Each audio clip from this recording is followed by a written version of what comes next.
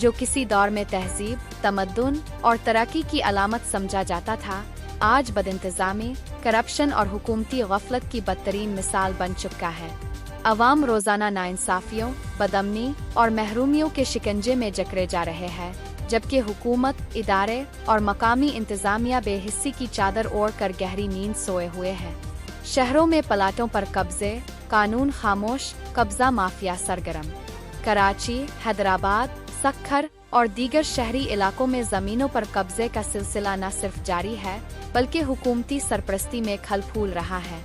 कीमती सरकारी और निजी ज़मीनों पर ताकतवर अफराद सियासी पुष्टपनाही के साए में धड़ल्ले से काबिज हो रहे हैं।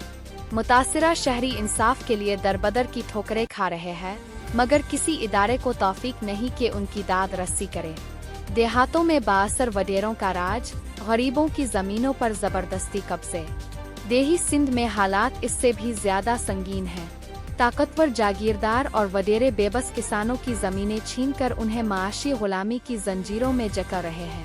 पुलिस और इंतज़ामिया की खामोशी इस जुल्म का सबसे बड़ा सबूत है। सरकारी अस्पताल, मरीज बहुत, दवाएं नहीं। सेहत का शोबा मुकम्मल तौर पर तबाही के दहाने पर खड़ा है।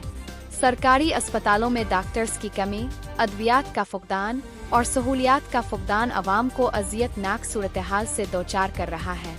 गरीब मरीज 2 वक्त की दवा के लिए दर दर की ठोकरें खाने पर मजबूर है। तालीमी निज़ाम बर्बाद, स्कूल खाली, बच्चे बेतालीम। सिंध के तालीमी इदारे अमली तौर पर वीरान हो चुके हैं। सरकारी स्कूलों में असातिज़ा की हाजिरी न होने के बराबर है, जबकि दरसी कुतुब, बुनियादी सहूलियात और तरबियत याफ्ता अमले की किल्लत ने नई नस्ल को नाखानगी की दलदल में धकेल दिया है। लाखों बच्चे आज भी तालीम से महरूम हैं और हुकूमत सिर्फ दावे करती नजर आती है।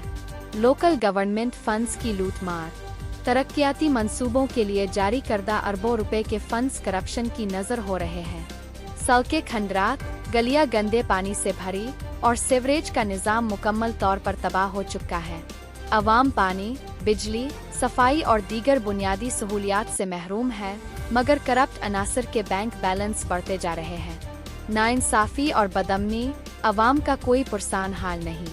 पुलिस थानों में इंसाफ सिर्फ पैसे और सिफारिश वालों के लिए दस्तयाब है। आम शहरियों की दाद रस्सी के बजाय उन पर ही मुकदमात बनाए जाते हैं। डाके, चोरियां, अगवा और कत्ल की वारदातें मामूल बन चुकी है और शहरी अपनी जान और माल के तहफ़्फ़ुज़ के लिए खुद ही इक़दामात करने पर मजबूर हो चुके हैं। सवाल ये है, अवाम जाए तो कहाँ जाए? क्या हुक्मरान सिर्फ इंतखाबात के दिनों में जिंदा होते हैं? क्या करप्ट अनासर को कोई पूछने वाला नहीं? क्या सिंध के बासियों को जीने का हक नहीं? हुकूमत, होश के नाखुन लो। अगर अब भी वक्त पर आँख न खोली गई, अगर अब भी अवामी मसाइल को संजीदगी से न लिया गया, तो मायूसी और एहतजाज की लहर हर गली, हर शहर, हर दरवाजे तक पहुंच जाएगी। सिंध के अवाम अब खामोश नहीं बैठेंगे। उन्हें इंसाफ, तहफ़्फ़ुज़, सेहत, तालीम, रोजगार और इज्जत के साथ जीने का हक चाहिए।